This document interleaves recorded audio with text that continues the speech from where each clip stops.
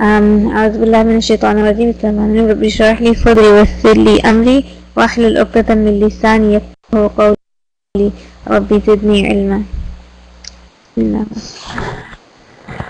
أعوذ بالله من الشيطان الرجيم.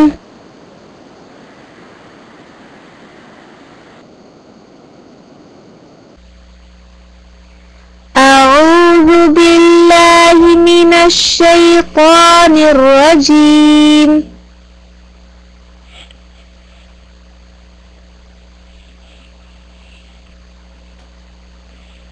أعوذ بالله من الشيطان الرجيم.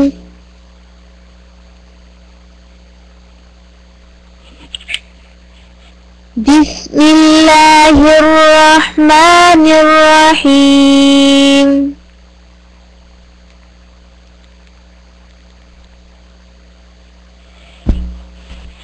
بسم الله الرحمن الرحيم.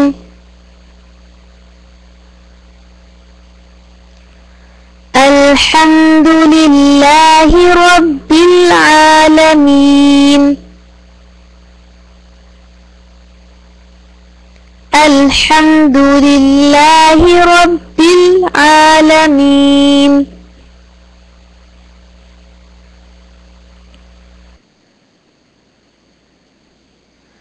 الرحمن الرحيم.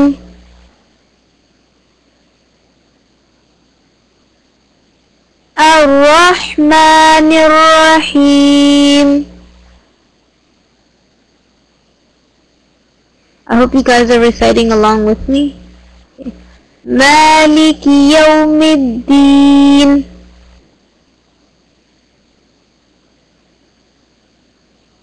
مالك يوم الدين.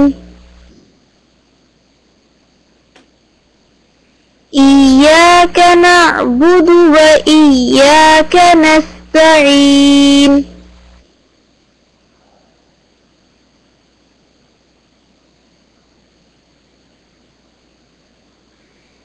إياك نعبد وإياك نستعين.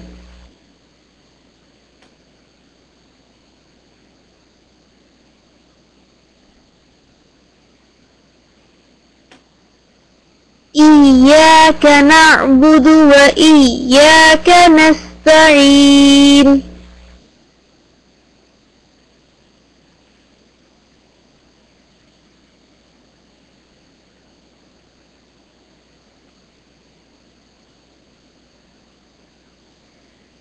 اهدنا الصراط المستقيم.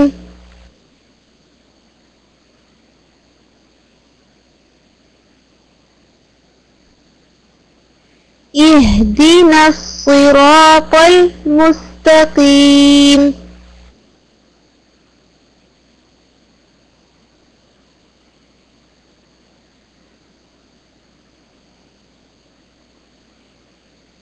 صراط الذين أنعمت عليهم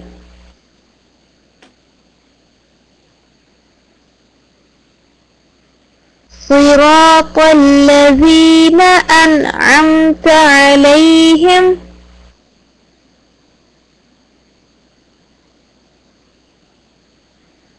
غير المغضوب عليهم ولا الضالين.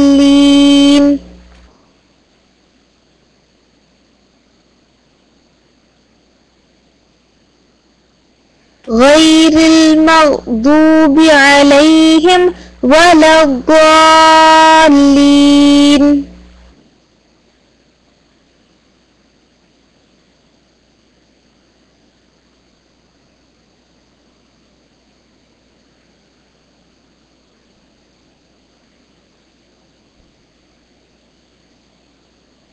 Okay, so this is what we're going to do now, inshallah. Because by now all of you should have practiced this multiple times, right? So what we're going to do is we're going to recite the entire thing together. Okay? So, like, I'm not gonna stop and wait for you to repeat. We're gonna all say it together. So I want you to recite with me. Okay? Do you guys get that? Like, it's not like I'm gonna say it and then you repeat. I want you to do it with me, because I'm gonna read the entire surah and I want you to read the entire surah with me. Yes, you do recite it in salah, so it should be inshallah easy for some of you. Okay? Are you guys ready? Inshallah? Okay. Now, we're going to start with A'udhu Billah, right? And then we're going to continue and recite with me. Yes, you read it with me, right? I'm not going to stop and wait for you to repeat. I want you to read it with me, recite it with me, right? We're going to recite the entire surah all together. Okay? Bismillah ar-Rahman ar-Rahim. Okay. أعوذ بالله من الشيطان الرجيم بسم الله الرحمن الرحيم الحمد لله رب العالمين الرحمن الرحيم مالك يوم الدين إياك نعبد وإياك نستعين اهدنا الصراط المستقيم صراط الذين أنعمت عليهم غير المغضوب عليهم ولا الضالين.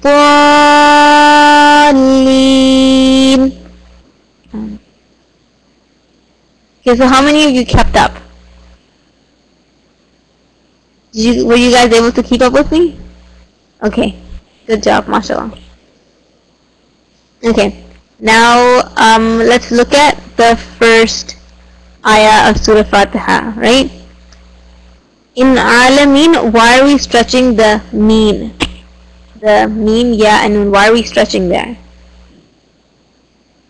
Does anybody know? Because there's a what before what.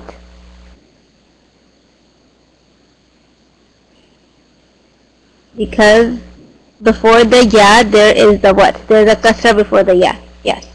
Right? So when there's a kasra before the ya, what do? We stretch.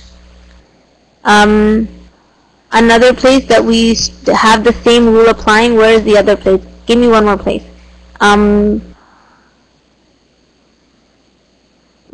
We stretch 2 times, yes. Another place is, you know, Ar-Rahman Ar-Rahim, yes, Rahim, right? Rahim, we see the ha, right, and then the ya, and on the ha there is a kasra, which is also, some of you might know it as the zir, right? And there's the ya, and before the ya there is the kasra, right? Is there another place? Yes, Yawmiddin. And there's also Nasta'een.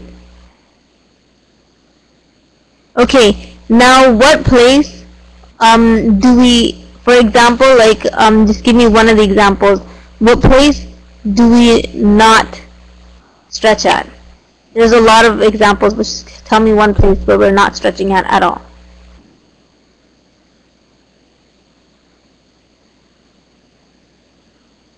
Yeah, Rabbi, and then Mustaqim, Alhamdu. Yes, right? For places that there is no, you know, there's no need to stretch, where there's only a Fatha, which is also known as Zabr. There's a Kasra, which is also known as Zir.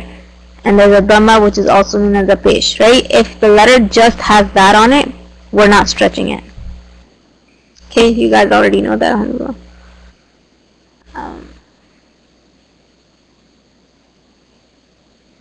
Okay.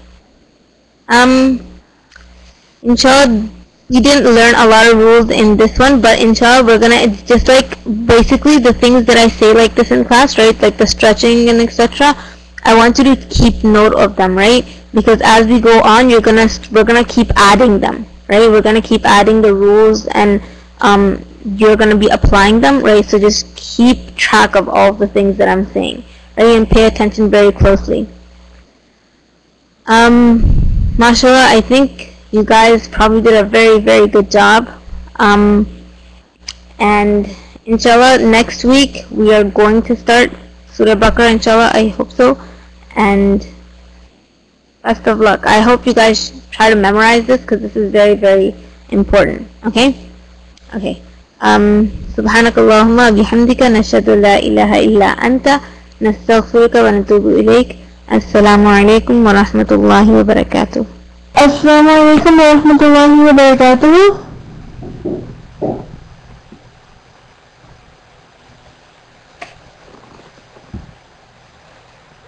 So this is what this lesson is all about. Basically, we're going to be learning, no, this is a junior class. So we're going to be learning lesson 11. So Ad-Dars-al-Hadiya-Ashar, lesson 11. And what we're going to be learning is in this box. We have in the box, Aina. And what can you already tell about Aina? What kind of word is it? Can you guess what kind of word it is? What kind? I know maybe some of you don't know what it means yet, but what kind of word is it? Question word, yes, exactly. So we can add something to our question word, because we see the question mark at the end. So we already know it's going to be a question. So Aina. Let's see what Aina is. It's cutting. Maybe just give it a little while to settle down. Okay. So Aina. Let's look at some sentences and inshallah we'll just jump right in. Okay. So Aina Hishamun. Aina Hishamun. It's a very, very, very simple sentence, right? Aina Hishamun. Just like we used to have Man Hishamun or something like that. A Hishamun Hada. Like all those different kinds of questions. So now we can add one more question. Let's see. Yes, exactly. And this questioner means where. Aina is where. Okay. If you guys are typing more than once, please only type once because my little here is freezing actually. So where? Okay. So Aina is this question word that means where. What are some other question words we've learned? Let's make a list on the side. What are some other question words? What are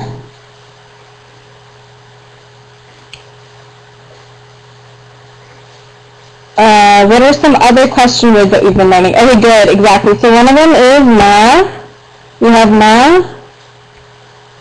We also have man.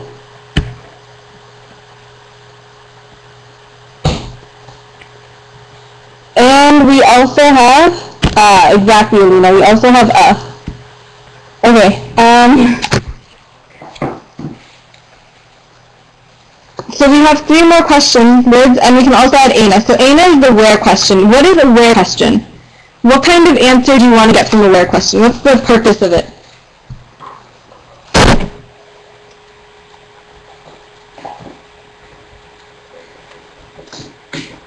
Yes, it's looking for the place, exactly, Sania. It's looking for the place. So you're looking for, where is Hisham? You're looking for the location. Where is Hisham? So let me just finish writing here. So we have all these question words. So let's look at our answer. So we know we're going to be looking in the answer for some kind of place. And our answer is Huwa Huna. Yeah, some kind of destination where, where he is. Huwa Huna. Huwa Huna is our answer. Huwa Huna. Yeah, and both of these words are new words. So Huwa. Huwa is a pronoun. So do you remember those pronouns that we were talking about? Those damir. Different damir that we have. Huwa is one of them. And mashallah, we've learned we've learned 3 of them so far. Yeah, so it's this pronoun. What do you think it's going to be replacing? What is the question about? So we're asking question Aina Hisham, and where is Hisham? And we are going to be responding with, we're going to be talking about Hisham, exactly. We're going to be talking about Hisham. We're going to be talking about him, right? I just used a pronoun right there. We're going to be talking about him. So Huwa is he. Huwa is he. Yeah, so Huwa, he. So that's one of the other pronouns that we can add, huwa. What are the other ones that we've learned? What are the other pronouns we've learned so far? Huwa is the one we learned in this lesson. What are some of the ones we've learned before? Good, ana. Ana was one of them. Ana was one of them. So that was like talking about I, right? Ana. There were some anta. Good. So we had also anta. And we had anti, right? Exactly. And we also had anti. So anta kind of goes with anti. Anta and all right on the side anti. Because both of them meant the same thing, right? They both meant you. Okay. So let's look at the next part of the sentence. Huwa huna. Huwa huna. Huna is also a new word, right? Huwa huna. He, huwa. Huna is here. Yeah. So huwa huna. He is here. Huna is another new word that we're learning. It's kind of like a location word. It's answering the question aina. So huna. Huna is here. And okay, so let's look at the picture. You guys kind of tell me, okay, so you know it's Hisham, you know it's the boy in the picture, but which boy is here? Yeah, Omar, go ahead, you can ask a question. Which boy is going to be Hisham? The boy in the blue shirt, the one over here, or the one over there? I kind of already said when I just said that, right? Is it the one over here, or is it the one over there? Which color shirt? Yeah. So you guys are pretty much able to figure out. It's the one in the blue shirt. It's the one over here. So what did you guys figure out? What does huna mean? What kind of, like, suggestion is huna giving? Is huna going to be close or far? Yeah, exactly. So huna is the close word. Huna is the close word. It's not pointing are like the hadihi, but exactly. It's kind of like the same thing. It's for things that our location is close. So huwa huna, he is here. Okay, let's look at the next sentence. Wa'ayna jamalun. Wa'ayna jamalun. Wa'ayna jamalun. Here, I'll fill in some of this stuff.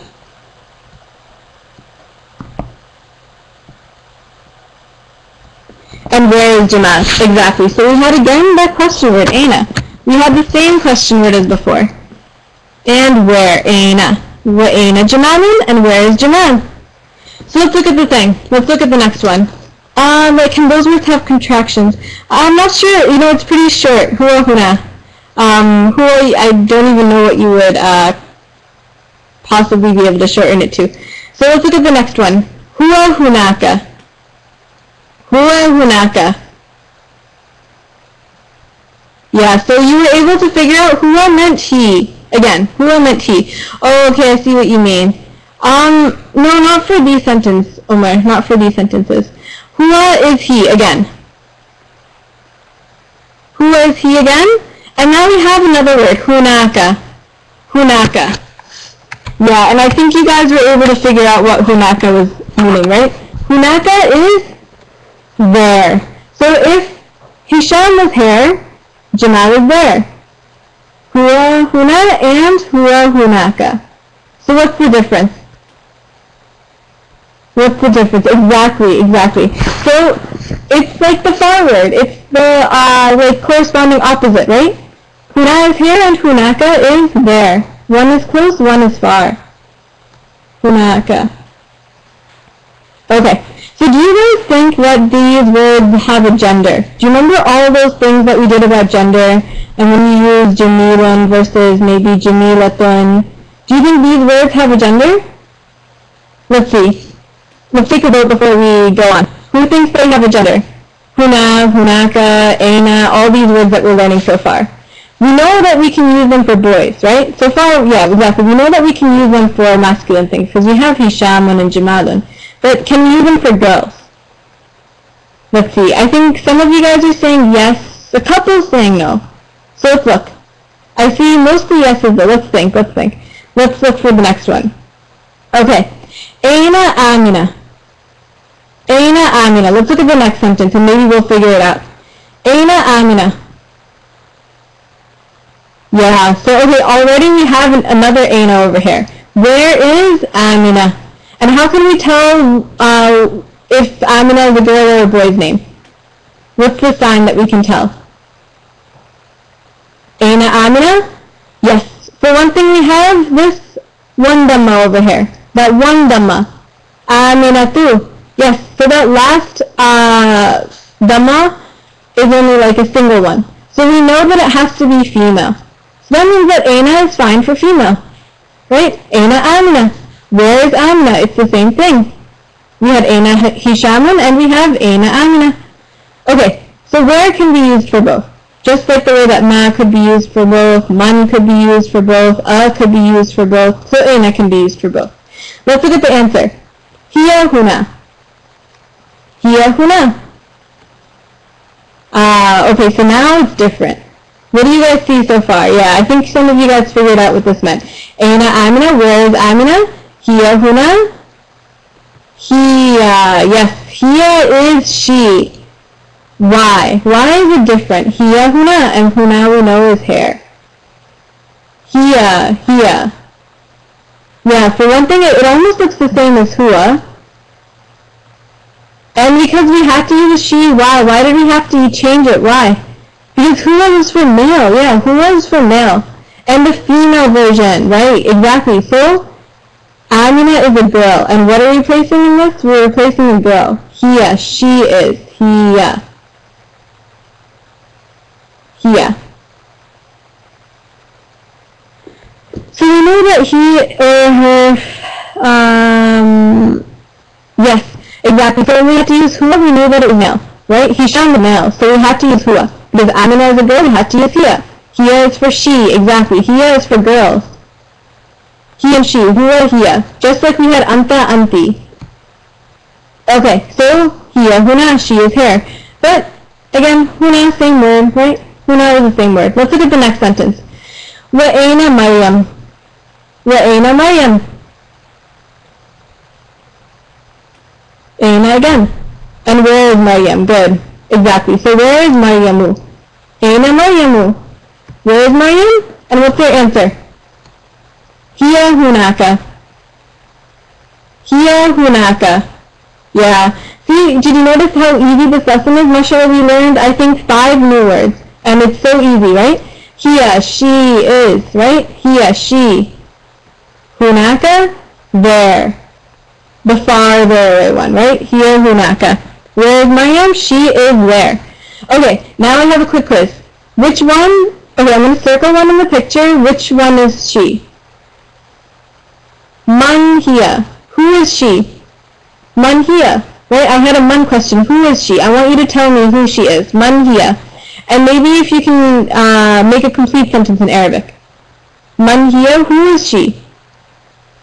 How are you able to tell? Yes, who is the one in the green shirt? Exactly. Right? It's Amina. It's Amina. Why is it Amina? Hiya Amina. Good. Mashallah, she is Amina. Or you could say Hadihi Amina. This is Amina. Good. So you're using pointing words. You're pointing at her. And you know that she used Hadihi. This is female, right? Hadihi Amina. Because she's the closer one. She's the nearer one, right? Exactly. She's the closer one. So this one's Amina. And the farther away one has to be Maryam then. Okay, so do you all understand all of this stuff? Any questions? Any questions? We learned about Aina. We learned another question word, a location question word. We learned how to talk about location. Right? We learned how to talk about places. Huna and hunaka. For close people and far people, far things. Close things, far. Huna and hunaka. And then we also learned 2 new pronouns. We also learned some new damirs. Hua and hiya. So mashallah, you guys learned 5 new words. And now you can talk about, you can say, I am here, right? Now you guys know how to say I am here. Or you know how to say she is here. All of this sort of stuff. What's your question? Any question before we move on? Last minute questions. If a thing comes with Aina, good. Okay, so you can say something like, where is the pen? Or where is a pen? Right? Yes, we can say stuff like that. Yes, we can say things like Aina kitabun, where is the book? Or you can say where is the book, and inshallah we can learn that in another lesson. So we can say things like that. Yes, okay, Umar, yes, you have a very good question. Hiya means she is, right? We talked about hiya meaning a pronoun. What if we wanted to say it? Is it a pronoun? Is it a pronoun in English? It. Yes, right, it is, exactly. So if I asked you, do you have a book? And you said, yes, yeah, I have a book, it's right here. You just replaced kitab, right? You just replaced the book with it. So you could also use these pronouns for it, right? And what do you think? If you have a female object, what pronoun are you going to use to talk about it? If you had a female object, let's say I had sayyaratun, or I had darajatun, I had a bike, or I had a car, and I wanted to say, you know, it's very clean, or it's new. What pronoun would I use for something that's female? I would use what pronoun? Guys, please don't type in distracting things. What pronoun would I use for a sayyaratun, a pronoun? So I want to say something like it is very clean. I want to replace sayyaratun. Okay guys, look. It's going to be a pronoun. What are the 5 pronouns we've learned in this lesson that we went over? Good, exactly. We learned ana, anta, anti, huwa, hiya. Those are pronouns. I'm not talking about pointing words. I'm talking pronouns, things that replace. Exactly, Zaina got it. It's hiya. It's hiya, these pronouns. So if you want to talk about a female object, inshallah we'll see an example in the next sentence, in the next few lessons. But yes, if you want to talk about a female thing, so you guys make a sentence. I'm going to ask you, are we going to write pronouns? Yes, these are all pronouns, hiya. We're going to talk about the sayyaratun, hiya, right? It's clean. Instead of saying, I have, my bike is clean, I can say, hiya nazifun. It's nazifatun, right? It's clean. So I can say it with these words, a pronoun. Okay. Let's look at the next sentence, and I have a feeling that in this next sentence, next lesson, we'll be able to see more of that. Okay, so what's in this lesson? Al-Darsa Thaniya Ashar. Good, Sarah, exactly. She is Sarah, right? Hiya Sarah. Hiya darajatun. It is a bike. Good. So you can make all of those sentences. So, Ad-Darsa Thaniya Ashar, lesson 12. Ad-Darsa Thaniya Ashar. What do we learn in this lesson? Let's look at the box. Let's look at the box. I see, let's read what's in the box.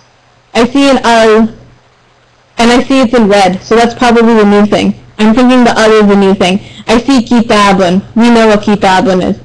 And then I see an arrow, and it makes al-kitabu. Have you guys heard that word before? Al-kitabu. I think so, right? I think maybe you guys have heard something like this. Yeah, exactly. And I think you guys can figure out what it means. So let's look at the al. The al is a word, a very, very important, tiny, tiny word. And we're going to figure out what this word means. But a quick review before we even look at it. Yes, this is lesson 12. What is a indefinite word? Before we look at this stuff, let's go over a review. What is indefinite? What does that mean? What is the sign? What is something you guys know about it? Indefinite. What is an indefinite word? Yes, Nabila says it means any. Good, it means any. Not specific. Good, not specific and good. Alina says the sign for it is a tanween. Specific, not specific. So can you guys give me an example of a word that's indefinite? Can you guys give me an example? Any word that's indefinite. Any word. Did you see that? Any word. Indefinite. Sayyaratun. Good. So, a car. Sayyaratun. With a tanween at the end. Or you could say something like, what else? Can you think of a different example? Sayyaratun. Baytun. So good. A house. Kitabun. A book. Okay. What is a definite word then? What is a definite word? If that was indefinite, what is definite?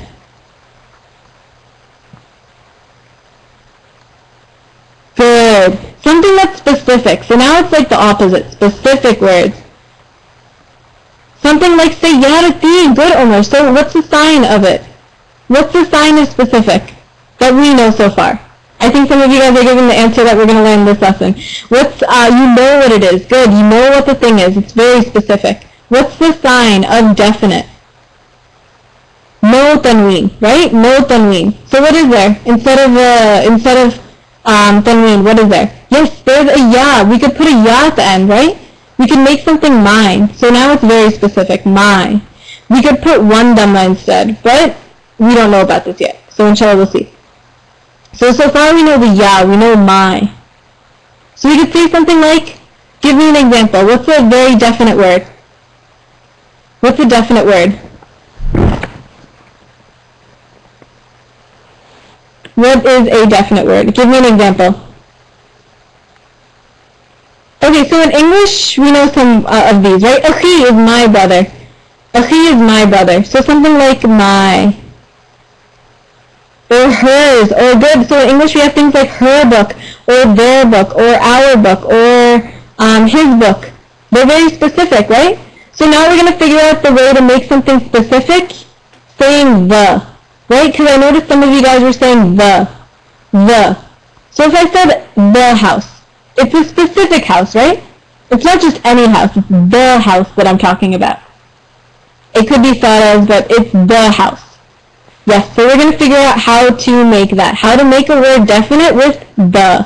Just like we used how to make it definite with my. So it's very similar. Okay, so that's what we have to review. So let's look. Al plus kitabun. Al plus kitabun. Yes, al is the. Al is the small word that shows the. So just like we had ya for my, we can also have al for the. Yes, so al plus, what is kitabun?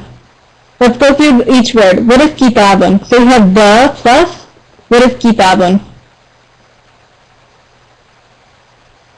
What is kitabun? I want to see the complete answer. What is a kitabun? Yeah, exactly. It is like a prefix. It's something that you add in the beginning. Al plus kitabun. Good. I finally see the right answer. A book. A book. So it's just any book right now. Kitabun. So that's why we have to add this al. So let's see what we get when we combine the two. Al-kitabu. Al-kitabu. So what does this mean? The plus a book makes al-kitabu. The book. Exactly. So we put it together. We made the book specific, not just a book anymore. Before it was kitabun, now it's al-kitabu. So it changed from kitabun to al-kitabu. Yes, it made it definite. Fizan, please, only type once. Okay, what did you guys notice? What else is different about the word besides this al that we added?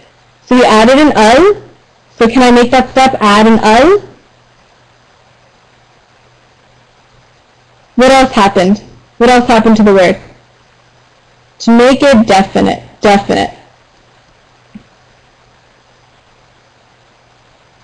The steps. Let's make steps. So I saw that we added al, and I saw someone say the right answer before. What else did you guys notice? I saw one person say it. What else did you notice about the word? Is it the same exact? Yes. The tanween dropped. So you take off the tanween. Take off the tanween. So that was different. Take off the tanween. Because let's look at the word. It says just one dhamma at the end. So we just added one dhamma. So there's just one dhamma. One dhamma. So there's basically two steps. Right? Add an al, make sure there's no tanween. Why don't we have a tanween? Can you guys figure it out yourself? Why don't we have a tanween anymore? What do you think was the reason why there's no tanween? Because we added the al. Can we have a word like al Let's see what happens. Al-Kitab. It won't make sense, exactly. So let's see what happens when you do Al-Kitab one. Yeah, they're like enemies. They don't like each other. What happens when we put them both in the same word? What does this mean? I see Al-Kitab un. There's like really three parts to this word. Al-Kitab un. Al, the, Kitab, book, a, right? Be a book. Yeah, they're enemies for life, basically. You're never going to see them together. Never going to see al plus the tanween. Be a book. That doesn't even make sense in English. So I'm going to put a big X to this. This is something every single time you try to make something definite, make sure this doesn't happen. Yeah, for life, basically. They're enemies. They're never friends, right? Al is friends with what? What is Al friends with? Who's Al's friend? Just what? Not the tanween. The tanween is its enemies. Just one dhamma, exactly. So Al is friends with the single dhamma. It'll get along. It'll be definite with the single dhamma. But it'll never be with the tanween. So Al plus tanween is a cross out, an X. Okay. So that's how you make something definite. Any questions on how you make it definite? Let's read through the next example. Al plus baytun. Al-baytu. Right? It's the same as before. Al, the, baytun, house. Al-baytu, the house. Okay. Have you guys heard of Al-Qur'anu? Al-Qur'anu. Yes. Right? Al-Qur'anu. What does that mean, Al-Qur'an? You guys have heard it. Right? When you look at anyone, sometimes they say on the cover, Al-Qur'an. The Qur'an, exactly, the Qur'an. It's very definite. Not just, any book that's recited. It's the Qur'an. Al-Qur'an. Yes, go ahead, ask your questions. So that's why we have an Al. Ar-Rahman, the most merciful. Ar-Rahim, the especially merciful. Or can you guys think of another one? Can you think of another one with something with Al? Something with the. Something that's definite. Al-Malik, good. The king, the sovereign, right? Al-Kabir, the most great. Al-Insan, the human beings, right? Al-Musawwir, good, mashallah, all these names. Most of these names that you guys are telling me, Al-Alim, Al-Ghaffar, all these are names of Allah, the most merciful. Good, if we add a ya at the end, is it going to be my, the book? Oh, Umar has an excellent question. Can we add a ya to this? Can we say Al-Kitabi? Can we? Can we add a ya? Like, the ya for my? Can we do that? Can we add a ya? No, right? A big no. MashaAllah, Umar has excellent questions. His questions are very, very thorough. He thinks of everything. Al-Kitabi, it doesn't make sense. MashaAllah, and he has excellent classmates that tell him the answer. No. Right? It means they're my book this time. That's also a la. No. Doesn't make sense. So you can only have one at a time. Right? One at a time. Otherwise, it just gets confusing. Good. So, MashaAllah, you thought of all of these examples. So, your homework, inshallah, can be to go through and find some more. Okay, let's look at some examples. Some example sentences. Inshallah, we'll learn that stuff. Okay, Hada baytun. Hada baytun. We'll just go through a couple examples and then inshallah we'll conclude for your surprise. Hada baytun. Yes, this sentence came in the first lesson. Yes, this is a house. They want you to remember the tanween rule. This is a house. A house. Okay. Oh, okay. So you have some time. Hada baytun, this is a house. Let's look at the next one. Al-baytu kabirun. Al-baytu kabirun. So look, first it was baytun, now it's al-baytu. Al-baytu, yes, mashallah, you guys all got it. The house. The house this time. Al-baytu kabirun. The house is big, right? Same things. Remember when we used to make those sentences? Beiti nadifan, Beiti saghiran, Beiti kabiran. We made all those words with the ya. Remember those? Yes, now it's the same thing. Now we're just using a different way. Al-Beitu, the house. The house. So it's just this house. There could be another house that's also big, but just this house, yes. Okay, let's look at the next one. وَذَلِكَ كِتَابٌ. وَذَلِكَ كِتَابٌ. So this is big. وَذَلِكَ كِتَابٌ. Yes, ذَلِكَ. Remember ذَلِكَ? ذَلِكَ that. And that. A pointing word. ذَلِكَ that. كِتَابٌ. A book. Kitabun, a book. Yes, no, far away. وَذَلِكَ, over there. Where over there? Kitabun, a book. Now let's look at the next part. Now we want to talk about the book. Al-Kitabu Saghiran. Al-Kitabu Saghiran. And look at the picture. MashaAllah, it's a small book. Just this kind of book. I've never seen a book like this before. Al-Kitabu Saghiran. Yes, al. So you see this al, automatically we're like, al, the book. Al-Kitabu, the book. Saghiran is small. Al-Kitabu Saghiran. And MashaAllah, look, it's like not even the size of his palm. So it's just really that book. It's a very, what kind of book? Specific book. Very specific book. Al-Kitab. Okay. So MashaAllah, I think most of you guys have got it down. Right? It's a very easy lesson. Al-Qalamu Jamilun. Al-Qalamu Jamilun. It's really, you really have it. You have that Al-Kitab. You have that book. Inshallah, learn how to say that sort of stuff too. Okay, Al-Qalamu Jamilun. Al-Qalam. The, yes. So you saw Al. Al said the, right. The pen. Jamilun is beautiful. Okay, now I have a quick quiz. We went all the way through all of those steps that we learned before, all the way up there on the other side of the page. How would you do the opposite?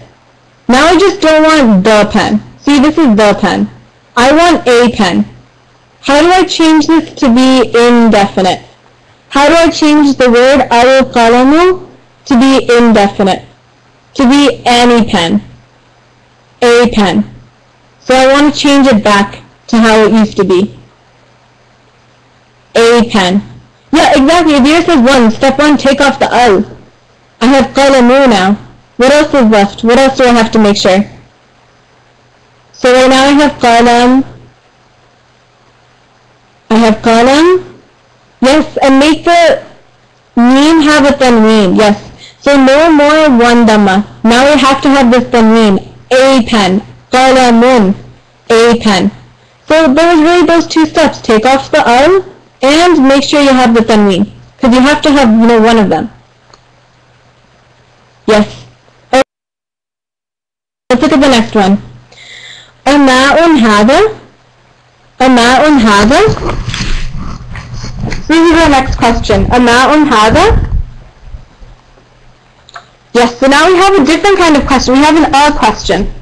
We have an a question. And I think you guys all remember what it means. Is. Ama'un hada. Is ma'un is water. Ma'un is water.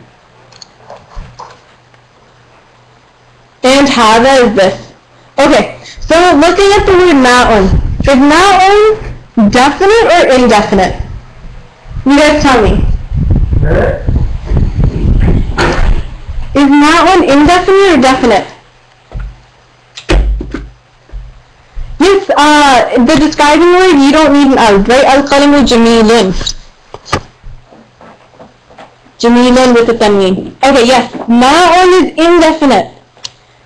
Ma'un is indefinite. How did you guys know? How did you guys know? Ma'un. So this is a kind of tricky one. Ma'un. Yes, it didn't have an al and it had this tanween. Tanween. Tanween is always indefinite. But how come I didn't say is this water? How come I didn't say, is this a water? Right? Remember I said that always, you know, things have a or any. How come I didn't say a water? And this is a kind of a trick question. So Marshall, you guys figured it out already. It was indefinite. But why wasn't there an a? Yeah, it didn't even make sense in English. Right? When you just say something like that, is this water? Is this any kind of water? Right? You don't really care if it's like lake water or fridge water, anything like that. So it's very indefinite. Na'un. So in Arabic we can see that. Okay, let's look at the answer. Na'am, hada na'un. Na'am, hada na'un. Yes. Yes, na'am. Yes. Hada na'un. This is water. And I had a question a long time ago. Is na'un male or female? Is na'un male or female? Hada na'un. Ooh, let's think. Hada. Hada na'un. This is water. Hada na'un. Yes, it's male. Right? Na'un is male. Because, how did you guys know? There's kind of two ways that we could figure it out. What's one reason? Wait, one reason is they had hada in the sentence. Hada.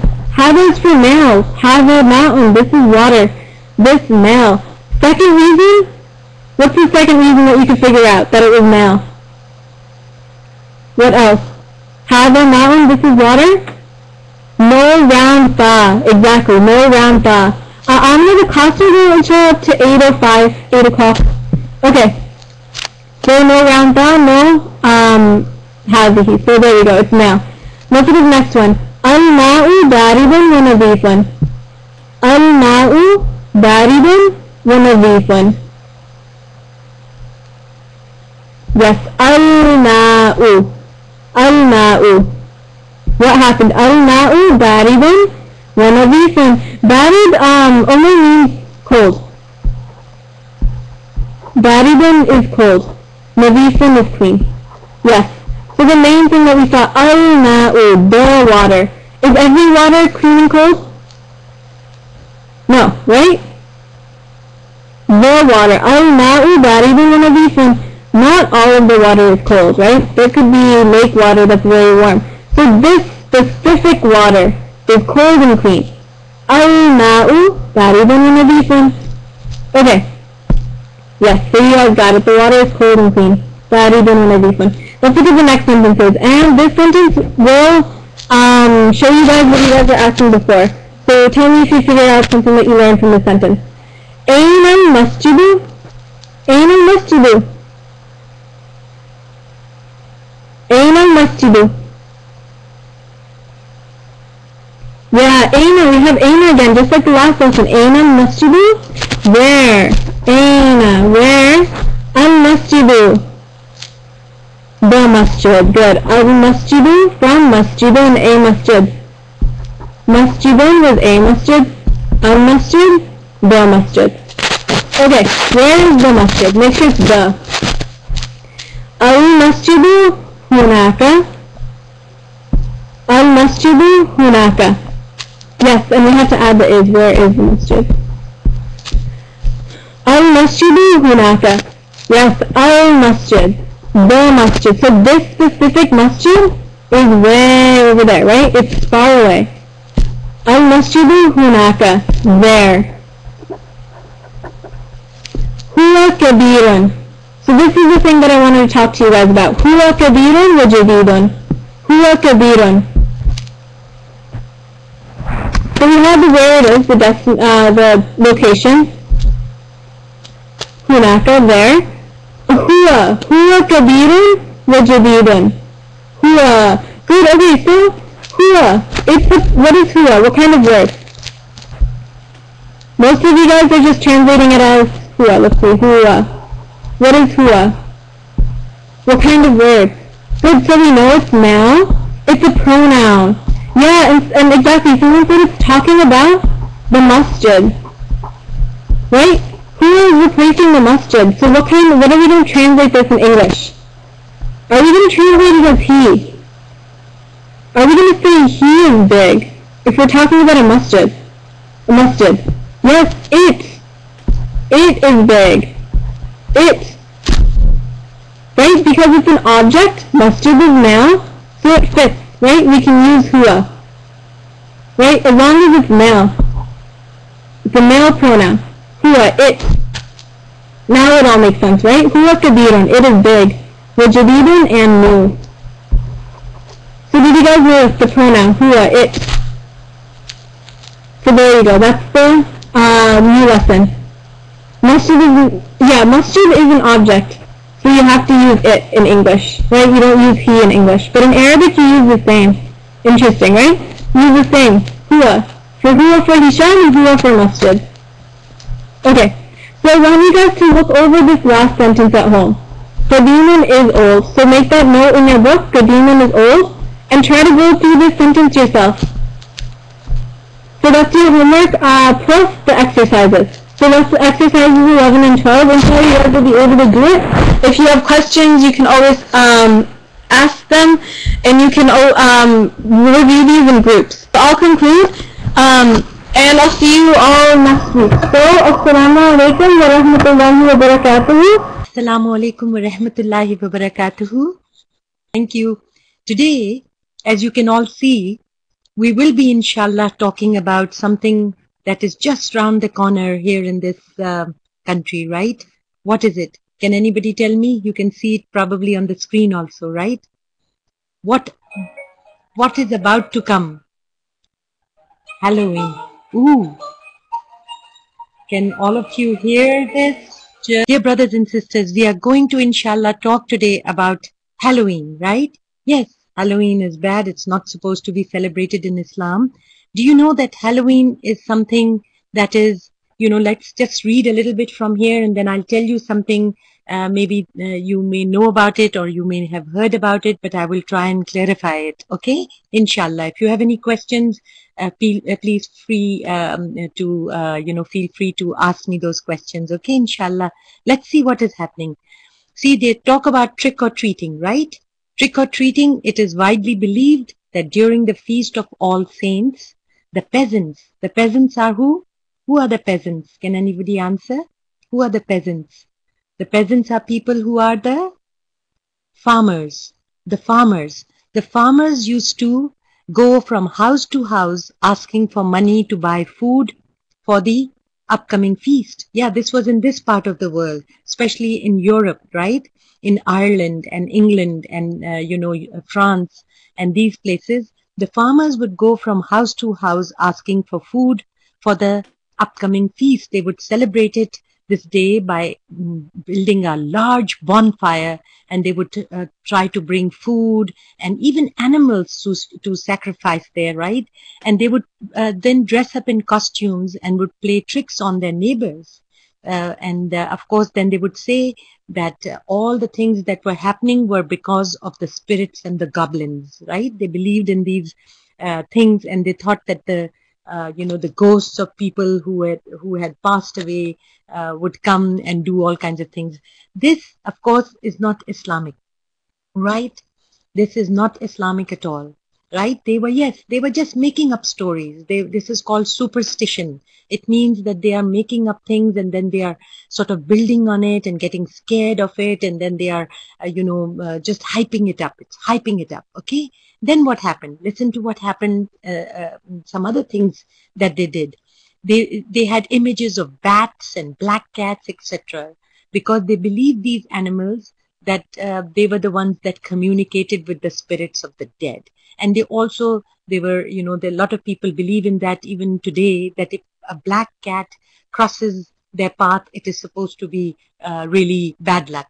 Do Muslims believe in such things? Tell me. Do Muslims believe that a black cat is unlucky or something?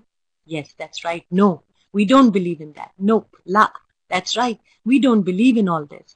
And because all cats are the same, black, white, any cat, and they're all creatures of Allah subhanahu wa ta'ala, and we have to protect ourselves from thinking and becoming superstitious, thinking negatively of something, right? That's right, my dear. Eid al-Adha is coming, and we will talk about that also, inshallah, very soon. The reason we are going to talk about this, because, a lot of us sometimes don't know what is happening, and our friends are telling us, why don't you celebrate Halloween, why aren't you going trick or treating? And then you can explain to them that this is not even a Christian thing to do, or a Jewish thing to do. It has become a secular holiday. It is a holiday which has no meaning. It only has meanings which is full of evil. So see what they say. Games such as bobbing for apples. The ancient pagans. Do you know who pagans are? Does anybody know who pagans are? Pagans? Pagans? Tell us if you can, Faizan. Moon worshippers? Yes, actually pagans are people who believe in many gods. They don't believe in Allah subhanahu wa ta'ala. They believe in many gods. They will make idols of everything, anything. If they are scared of something, they'll make it a god. If they love something, they'll make it a god. So those are pagans, right? So these ancient pagans, they used to use divination techniques to foresee the future. Divination techniques means that they will say things like this, that, oh, we'll shoot an arrow. If the arrow goes left, it means yes. And then if the arrow goes right, it means no. Or if we'll put this thing out in the wind, if it blows it this way, it means that. And if it goes this way, it means that. These are all things that are confusing. They are not true. They just, yes, astaghfirullah, they just make unnecessary trouble and confusion for people. So the ancient pagans used to use that to predict the future. They wanted to predict the future. So they used to do all these things. And during Halloween was a big time when the fortune tellers would come together, where this big bonfire would be built, and all kinds of people, they would dress in their crazy clothes, and then they would have traditional games, and they would try to make the children also part of those games. But all this was actually something that in the beginning, Christianity told them not to do it. But then, some of the Christian leaders thought, okay, let them do it. Maybe they'll later on become better, and they'll later on become good Christians. But you know what? It didn't help. The evil of this holiday just, sort of kept on spreading. Is it a sin? Dear brother Ibrahim, it's a good question. All things that are not part of the faith, of Iman, of what Prophet Muhammad sallallahu alaihi wasallam taught us, it is not beneficial. So sin is something that is hurtful and harmful.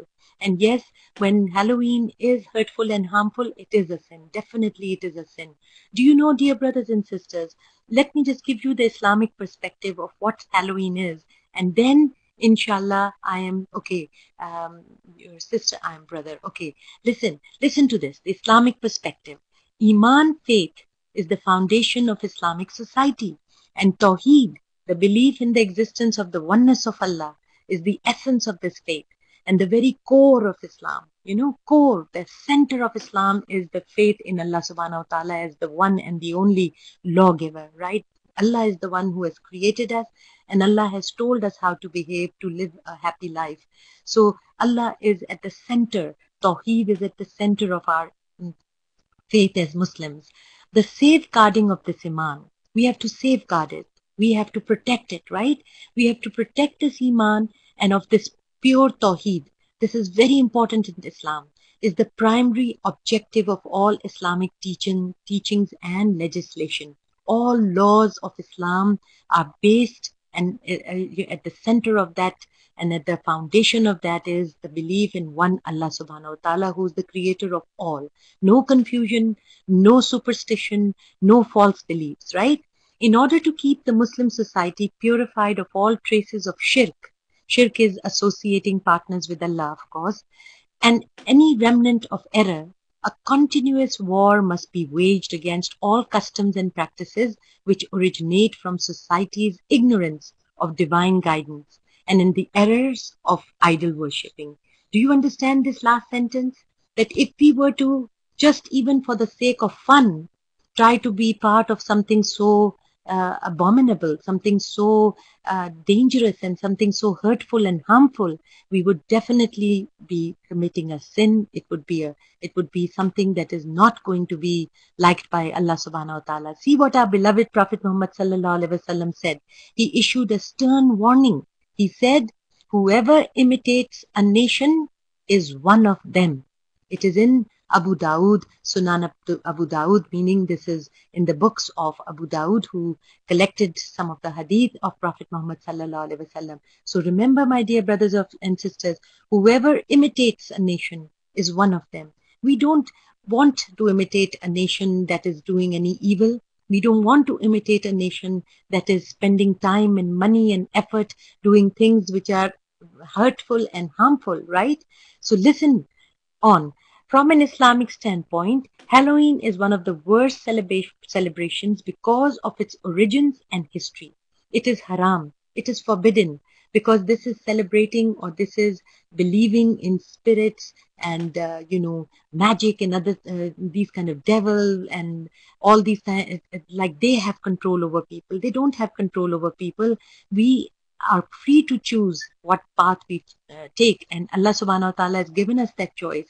So if we believe that, and we are Muslims, we believe that, we will not follow any path which says, oh, you have to do this to please the devils, you have to do this to make sure the spirits don't bother you. We don't believe that. We believe that Allah subhanahu wa ta'ala has taught us. You read the Kuls, you read Ayat al-Kursi, you say your Salah, right? And you try to keep away from these kind of things which will lead to bad stuff.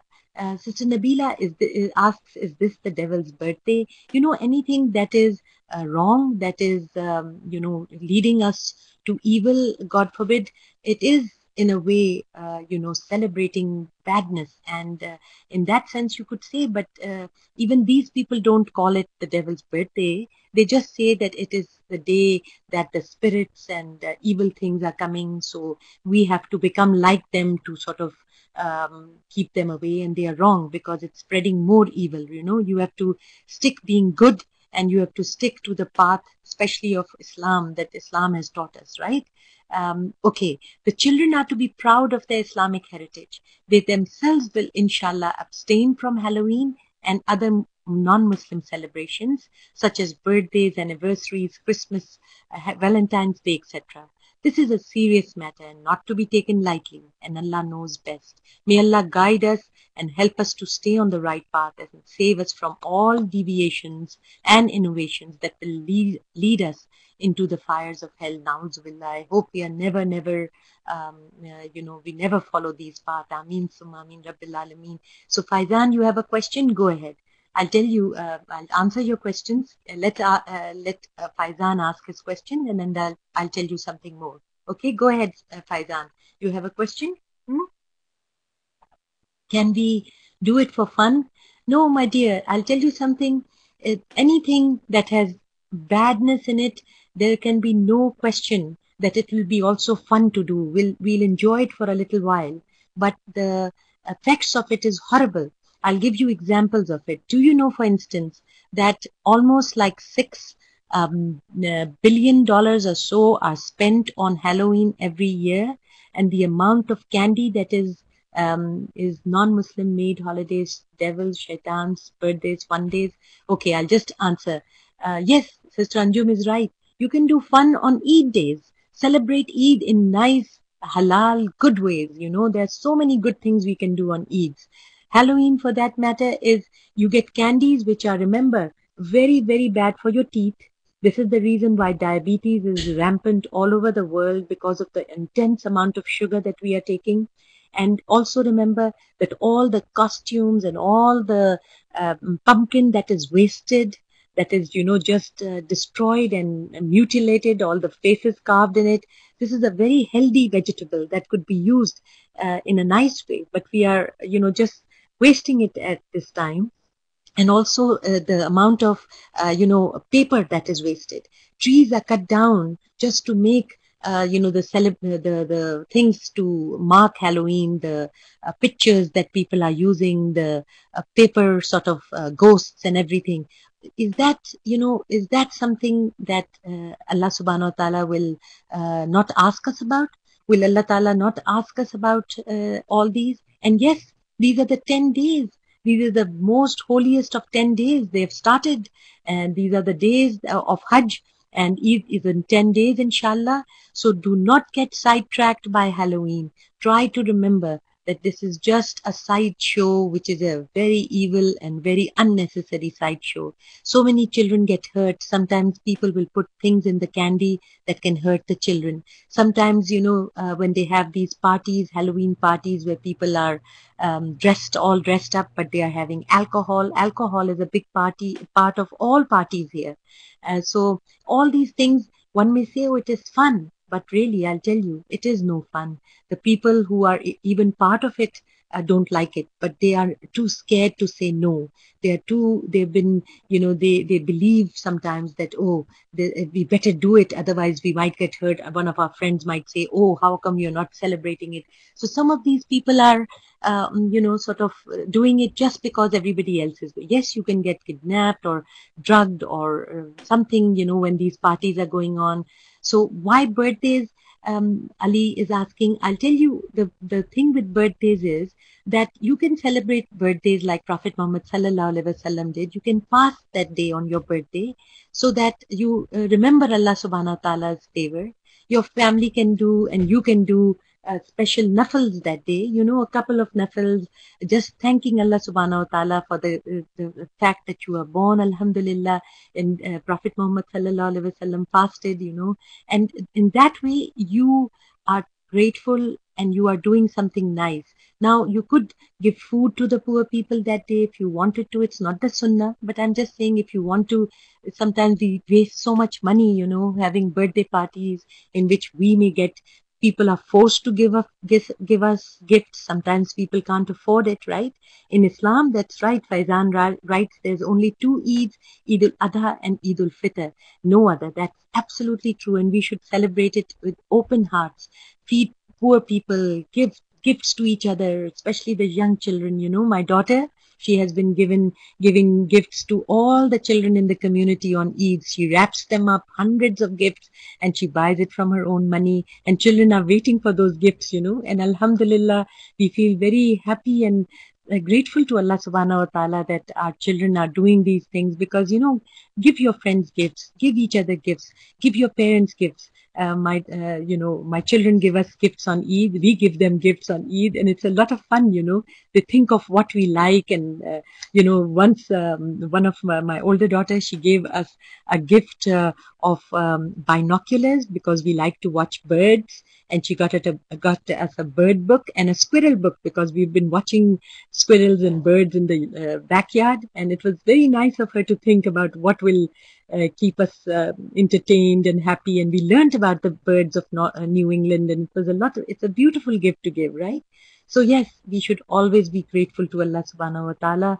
Remember Allah subhanahu wa ta'ala. Do good that day to your mother. 3 maybe good deeds for your mother and 1 for your father, and 3 good deeds for your father and mother both. So because this is the time to remember how much maybe trouble parents go through to keep their babies safe and to keep their babies, fed. And so this is, yes, I want a goat for my Eid gift. That's a very good idea, Neha. If someone comes to your house and asks for candy, should we give it to them? You know what? We close the front lights and we stay away from the front door, because we don't want anybody knocking at our door. And people have come to know that we don't celebrate. There are lots of other neighbors who also don't celebrate. You may know that there are certain Christian groups also that do not encourage Halloweens, and they also keep their lights closed. We also keep our lights closed, and we move to the back of the house. And there is only a couple of hours when the kids come around asking for candy, and we don't give it to them because we don't want to encourage them to do this. If a child comes to my door for a fundraiser in her school, for a trip, or for their team, I will always help out, but not for Halloween. I will not help out for Halloween. So my dear brothers and sisters, we have to, inshallah, we can do a lot of good things in a Muslim way. That's right, Umar, you're absolutely right. And so you're asking, Ali, I'm just asking, I do Halloween only because I like costumes, but we don't even get candy. If you like costumes, Ali, it would be so nice to do it any other day.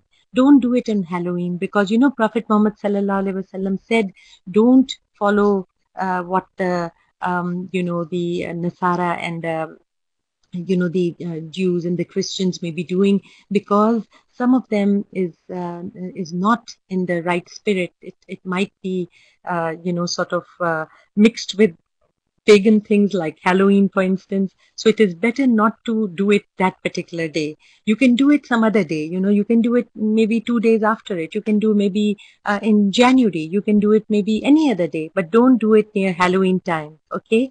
So Sister Anjum says you can do party with friends in your homes any other day. That's absolutely right. You don't need to do a party that day. You can do it, any other day. Don't think that this is the only way or the only day to have so-called good time. Okay, at our school, I just wear it to school. I took permission from the school so that my child would not be in the parade when the children wear these things, because I'll tell you honestly, my son didn't like wearing all these things, and he didn't like Halloween because he got disturbed by all the masks people were wearing. So I told the teacher, and the teacher said that that's fine. I could come and pick him up at the time when the parade started, and I would bring him home.